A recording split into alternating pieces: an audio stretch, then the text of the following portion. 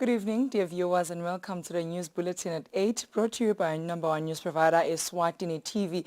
I am Nomiso Vilagata alongside Nomaktabiso Nkambule, and here are your top stories.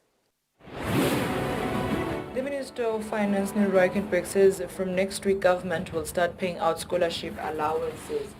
The Common Market for Eastern and Southern Africa Federation of Women and Business has signed an agreement with the World Food Programme Eswatini and FinClude. The chairperson of the Editors Forum, Bongeni Mbingo, says a lot still needs to be done in protecting journalists. The news. The Minister of Finance, Neil Reichenbach, says from next week government will start paying out scholarship allowances for students in different tertiary institutions. The minister said this when giving an update on the scholarship allowances, as some tertiary institutions had to close after students' protest in connection with the late payment of the money. The Minister of Finance, Neil Reichenbach, says government is in the final process of releasing the scholarship allowances for tertiary institution students. We've always prioritized things like students' allowances, tuition, OVCs, FPE, things that are salaries for civil servants. There's those kind of things, fuel, for instance, medicines, hospitals. We prioritize those things. Things like capital projects going on, those sometimes do get delayed, but we'll never delay whatever affects people directly. The problem that we have here with scholarships is the fact that as a government, there was just such an outcry for more scholarships last year that the Ministry of Labour really tried their best to accommodate more students than really what they had budget for, is really what we've done. So the shortage of allowance hasn't come from the fact that government has actually run out of cash, nor that government's trying to hurt anybody or negative effect. It's actually from a good place. It's government from a good place trying to fit in too many students. They then ran out of budget. So come March, we ran for a supplementary budget. Unfortunately, you can only get a supplementary budget for the money that you have. You can't, we don't allow ourselves going for supplementary budgets, money we don't have. So we could only, I think we allocated another 15 million, if my memory serves me correct, towards scholarships. That was used and paid for. But unfortunately, it meant that in the month of March, we should normally pay for April, because April is a difficult month because the government is changing over from one budget year to another budget year. And it takes a month of paperwork and closing before you can, and even properly opening before you can really get money out of the system. Because we know that we normally pay in March. Unfortunately, we just couldn't pay in March because the budget was exhausted. Not that there wasn't cash, it's just that there wasn't money. One needs a budget to be able to pay towards in government. It's got very strict controls in place. So we're pushing as hard as we can. We definitely see next week as the week that allowances will start being paid. The minister says government makes education a priority and is working tirelessly to ensure the students get their allowances as soon as possible. For Eswatini TV News, Nelson Langamandla with Mbongwa Dube, Babane. On another note, the Minister of Finance, Neil Reichenbach, says the government, through the Stabilization Fund, is ensuring that local consumers are not heavily affected by the global shocks that come with the war in Ukraine. The minister was reacting to the Regional Economic Outlook for Sub-Saharan Africa report by the International Monetary Fund, which states that economic activity will be slow this year in the region triggered by the war. The Regional Economic Outlook for Sub-Saharan Africa report by the International Monetary Fund released last month states that the economic activity will slow to 3.8% in the region this year, triggered by the Ukraine war. The outlook further reveals that there will be slow economic growth in Eswatini this year and next year compared to the previous year. It's going to be affecting our fuel price, it's going to be affecting our wheat price, and it's going to be affecting our fertilizer price. And all three of these issues are very fundamental, so which means that it'll definitely have a direct impact on our economy. When it comes to the fuel, obviously saw the fuel price spiking. I think it peaked at about 139 per crude barrel. It's down to around 100, which will now still cause a increase for us. We have seen the rand dollar move slightly, which obviously again compounds that element if the rand weakens against the dollar. As a government, we've also tried to cushion that. So government has actually not only had the stabilization fund in place, which is now running low because of these increases. Government has actually been putting extra cash, extra tax money into the stabilization fund, so that to try and cushion the impact on the consumer. The minister gives details about the growth of the country's economy. 2021, our growth was in excess of 6%. The official number that we last have stated is 5.9%. But now that the last quarter has been finalized, it looks like it's definitely higher than 5%. We're looking at 6.7% at least. The current number on the table is 7, but these things do, once we'll land the plan exactly, we'll have the final number by in August of exactly what the growth was. But with a growth of about 6%, it does show that there is definitely very strong movement in the economy, and that things are starting to take shape and that things are starting to move in the right direction. The IMF have given us a projection of 2.1% for the year that we are in, and 1.8% in 2023.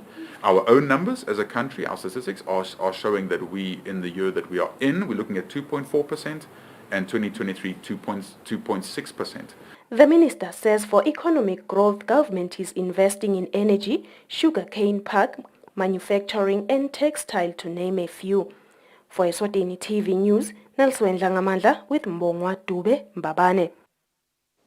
The Common Market for Eastern and Southern Africa Federation of Women in Business has signed an agreement with the World Food Programme, Eswatini and FinClude to collaborate on different initiatives to bring growth to the businesses for its members. The Chief Executive Officer, Ruth Nigesh, says this will improve trade for women under the Federation.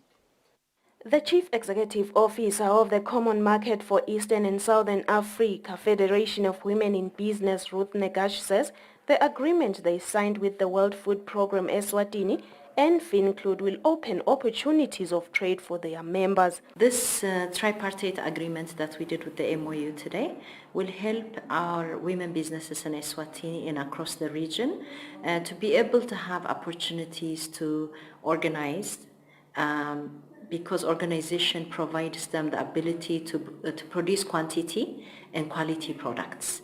The Chief Executive Officer of the Center for Financial Inclusion, Nomcebo Hadebe, says their part in this agreement is ensuring women under the Federation have financial knowledge. My targets have included 18,500 farmers left sisebenzisane now. 60% wabo kufute kube balagilaba sikati nensha. Deepak Shah, the head of office at World Food Programme Eswatini, says they will work with women under the Federation to ensure food security for Eswatini. World Food Programme's part is basically to identify the farmer cooperatives, especially the women farmer cooperatives. WP is also responsible for providing the training, meaning that the training materials, the design will also be configured by the World Food Programme. The local chairperson Thandi Nxumalo says the opportunities that come with the agreement mean more women will have business opportunities. Itasita kakhulu ngoba siyathi ukuthi ebhizinisini you are always looking for the market and now sebenda anything. The COMESA Federation of Women in Business locally has 1,500 members, but the chairperson says they are expecting more women to join as they will be sensitizing communities about the organization. For Eswatini TV News, Nelson Ngamandla with Mbongwa Dube Mbabane. Some journalists still face threats, including the threats in the line of duty in Eswatini. The chairperson of the Editors Forum, Mbongeni Mbingo, says a lot still needs to be done in protecting journalists. He was speaking during the World Press Freedom Day commemoration at Happy Valley, Ezulwini. This year's theme for the World Press Freedom Day is Journalism Under Digital Siege. The theme is intended to highlight the multiple ways in which surveillance and digitally mediated attacks endanger journalists and journalism as a whole. Journalists still face threats. Some are still kidnapped and abused and even killed while in the line of duty. According to UNESCO, 55 journalists and media workers died last year. According to the chairperson of the Editors Forum in Eswatini, Mbongeni Mbingo, local journalists and editors have also reported death threats. Part of what the Editors Forum is proposing for this year is a dialogue among ourselves as civil society and the public on the role of the media in Eswatini, and also the dangers of digital threats or cyberbullying or whatever that we can call that hinges on freedom of expression or denying the media its right to properly do its job. So what we want to try and see is if we can talk to each other about why the media does what it does and why it is important for the media to be allowed to do what it does. Professor Anton Haber from the Witwatersrand University says governments must respect and protect the media and the profession as a whole. The ambassador of China and Taiwan in Eswatini, Jeremy Liang, says the media play a crucial role in disseminating information, thus they should be protected and respected. Journalists from different media houses and media practitioners were present as well. For Eswatini TV News, I'm Kian MCB at the Happy Valley, Ezulwini. The Eswatini Association of Savings and Credit Cooperatives will host a SASCO in Ndaba in which there will be a discussion of issues affecting savings and credit cooperatives. This will be a platform to find solutions to these challenges. This has been said by ISASCO President Kenneth Zwane during a press conference. The Eswatini Association of Savings and Credit Cooperatives will host its 5th SACO in Ndaba from tomorrow. These events have been held annually since 2016. ISASCO President Kenneth Zwane says this Indaba will be a platform where SACO leaders will discuss issues affecting the movement in order to find solutions to current challenges. We will be covering a number of topics. Some of the topics that we'll be covering there will be empowering SACCOs for financial stability. And subtopics under that topic will include savings mobilization, issuing of loans, investments, and liquidity. This covers the core of SACCOs. Where done well, SACCOs shall be sustainable entities. We'll also be discussing issues of regulations and compliance, where organizations like FSRA, the Commissioner for Cooperative Development, Central Bank, and the Federation of Cooperatives in Eswatini will be there to assist on those topics or on those issues. Those overseeing SACCOs shall be sharing on the challenges that they have noted whilst dealing with SACCOs, so we can find ways of working on them as a movement. Capacity building for SACCO directors and staff. The rise and fall of any business entity is on leadership. That includes leadership of SACCOs. Zwane says some things have changed and so there is a need to find new ways of carrying out the mandate given by SACCOs. He also says the issue of information technology cannot be left out, adding that it needed to be fully embraced. This Indaba will start on Wednesday and end on Thursday at the Sibayeni Lodge. For Eswatini TV News, Temgosima Vimbela with Vuminkosi Nzinisa, Ezulwini.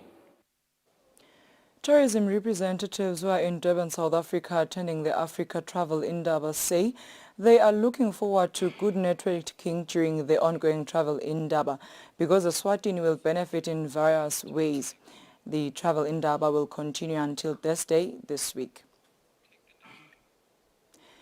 Police will have to keep in their custody over 91,000 Malangeni, which is suspected to have been found in possession of an Indian man last week. This follows that the court granted an application by the Crown to have the money detained until next Monday. The suspect has been released on bail by Magistrate Simo Simelane. Langot Ismail Suhopai was arrested at Parkview Heights in Babane last Friday. The 31-year-old man, who originates from India, is suspected to have contravened the Money Laundering and Financing of Terrorism Act of 2011. Suhopai did this by allegedly being found in possession of over 91,000 Malangeni. The accused appeared before Magistrate Simo Simelane at the Babane Magistrates Court on Tuesday.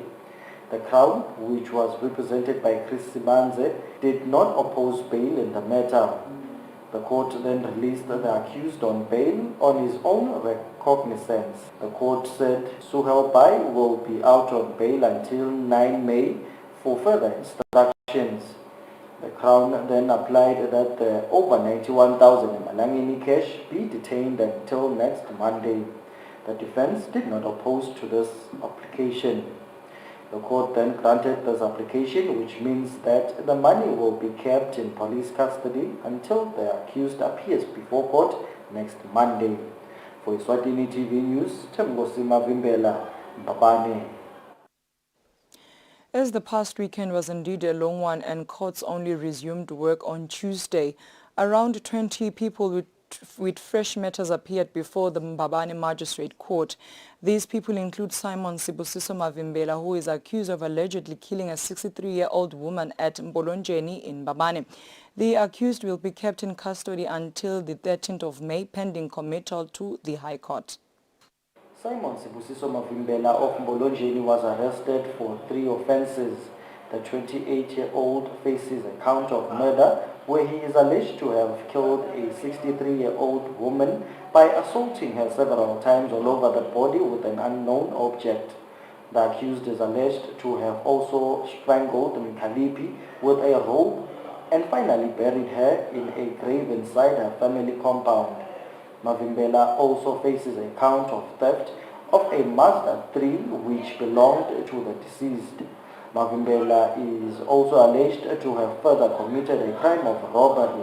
The accused did this by allegedly stealing around 3,000 Malangeni cash from Marisa Miranda, also from Bolojeni. It is alleged that Mavimbela threatened to stab Miranda with a knife to induce submission.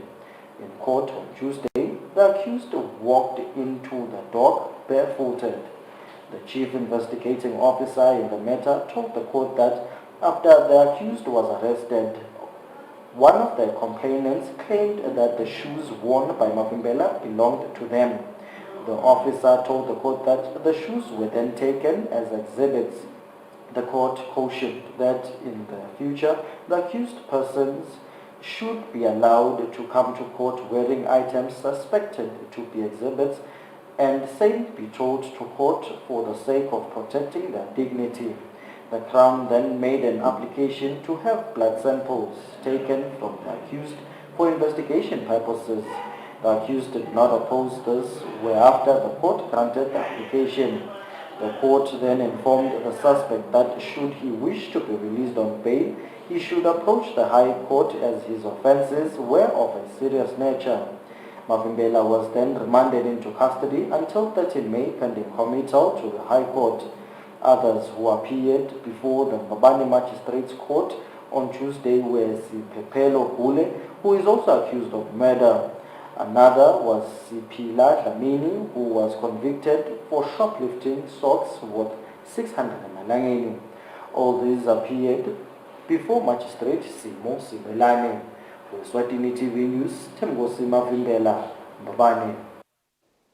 About 20 African countries have reported the outbreak of measles since the beginning of the year. The outbreak has shot up by over 80%. The World Health Organization have reported that many African countries have reported the outbreak of measles recently. About 20 African countries have reported the outbreak of measles in the first quarter of 2022. According to the report, between January and March, the continent have reported about 17,500 cases, showing an increase of 400% worldwide in 2022. Dr. Kevin Makatsang, the World Health Organization Health Promotion Officer in Eswatini, says countries should be on the lookout. No case has been reported in Eswatini so far. In order to avoid an outbreak, you need at least 95% of the children actually fully vaccinated against measles. And if that goes lower, then there will be actually a risk of outbreaks. So we are actually urging countries to scale up or actually to start campaigns to make sure that actually the routine immunization catches up. And also even for individuals, we are encouraging caregivers and mothers to make sure that their children are fully vaccinated against measles, and not only measles, but against all the vaccine-preventable diseases. Because what we are anticipating is in the near future, we are going to see actually these outbreaks coming out, which will be measles, or it could be actually a rotavirus. So make sure that your children are fully vaccinated against these vaccine-preventable diseases. He admits that indeed many countries have shifted the focus to COVID-19, neglecting other diseases.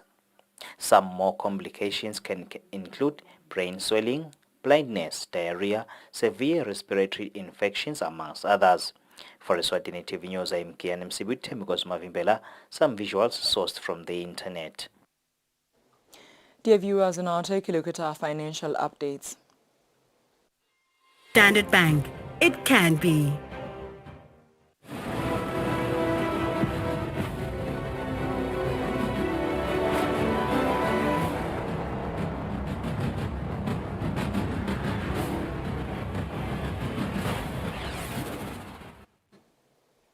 Welcome back. You're still watching Eswatini TV, and for your sports news tonight, veteran local coach Nyanga Hlope has been handed a new job by National First Division side Mbabane Citizens. Hlope says the club has given him a mandate to keep the team in the second tier of Eswatini's top flight league.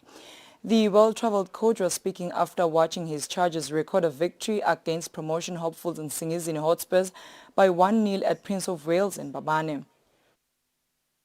MTN National First Division side, Mbabane Citizens have now acquired the experience of veteran coach Nyanga Hlope to avoid relegation battle to the Super League. After his victory against Singizini Hotspurs by 1-0, Hlope says his main job is to assist the team and avoid relegation.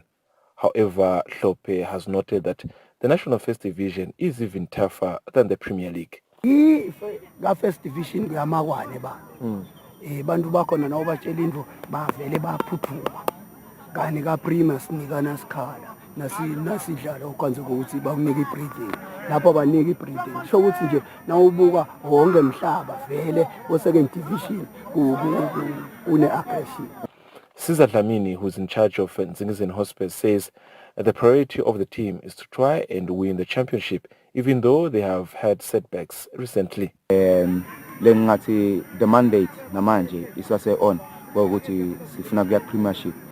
Hotspurs have dropped to second position after their defeat against Mbabane Citizens, while Citizens are 9th out of 14 teams of the National First Division. For Eswatini TV Sports, Fabrice Msonera, Mbabane. MTN Premier League title race is surely going down to the wire this season, with the 4 clubs fighting for the title. All the title-chasing teams remain with tricky fixtures as they must play with each other in the coming weeks. The following report looks at the remaining 6 games of the 4 teams, which are Royal Leopard, Mbabane Highlanders, Young Buffaloes and Mbabane Swallows. MTN Premier League title race is getting even better, with the top 4 teams all left with tough fixtures. Log leaders Royal Leopard, who are 55 points, are left with games against the likes of Young Buffaloes, Mbabane Highlanders and Manzini Wanderers. Second in place, Mbabane Highlanders are left with the likes of Royal Leopard, Green Mamba, and against rivals in Mbabane Swallows. Third in place, Young Buffaloes are left with the likes of Royal Leopard, Mbabane Swallows and Denver Sundowns. Fourth in place, Mbabane Swallows are left with Young Buffaloes, Manzini Wanderers and Mbabane Highlanders in their Mbabane Derby. For Eswatini TV Sports, Fabrice Msonera, Mbabane. That is all we had for tonight, but before we wrap up, we'll take a recap of today's headlines. The Minister of Finance, Neil Reikenberg, says from next week government will start paying out scholarship allowances. The Common Market for Eastern and Southern Africa Federation of Women and Business has signed an agreement with the World Food Programme Eswatini and FinClude. The chairperson of the Editors Forum, Bongeni Mbingo, says a lot still needs to be done in protecting journalists. That brings us to the end of our news bulletin tonight. Up next is the weather forecast for selected towns. Good night, Eswatini.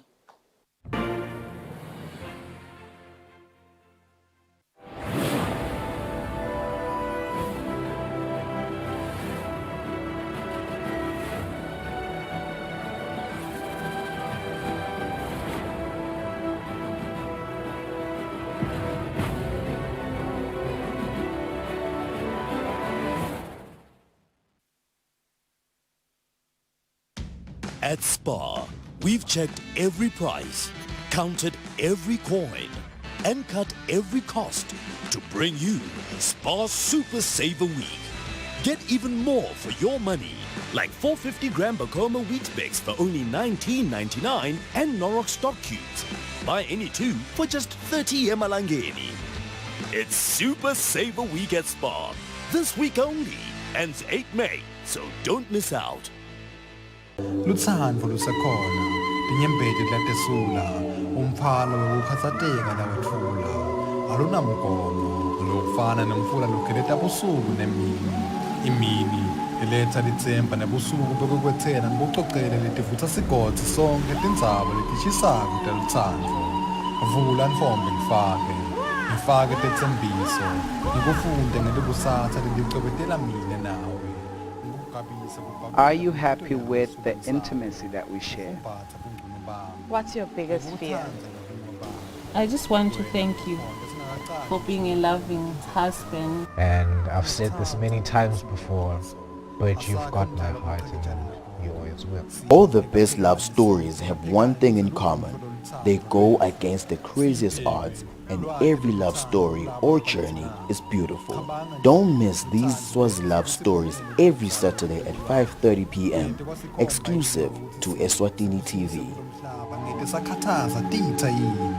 Impela mfana bantfu sengifikile futhi ngijike ngaphandle kwale yakho lenhlitiyo noma ungaze uthi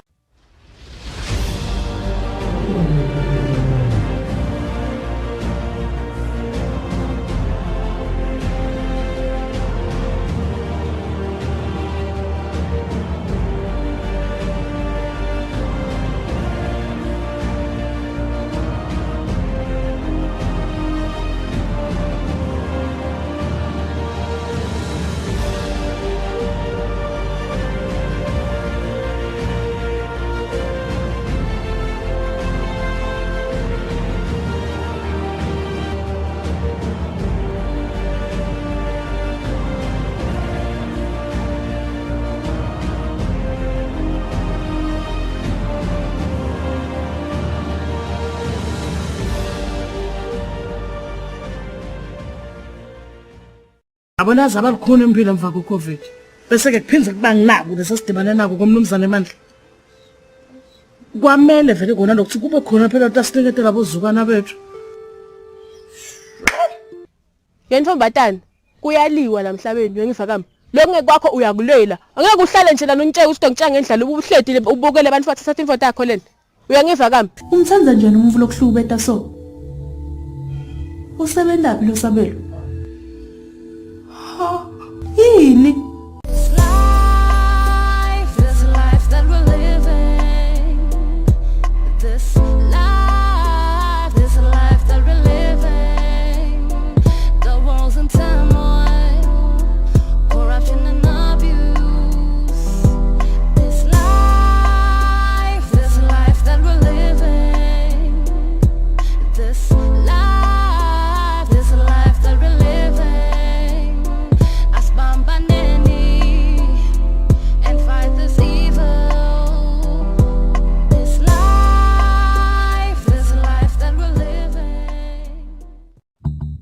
Ukansi ngumphathi kule nkampani wena.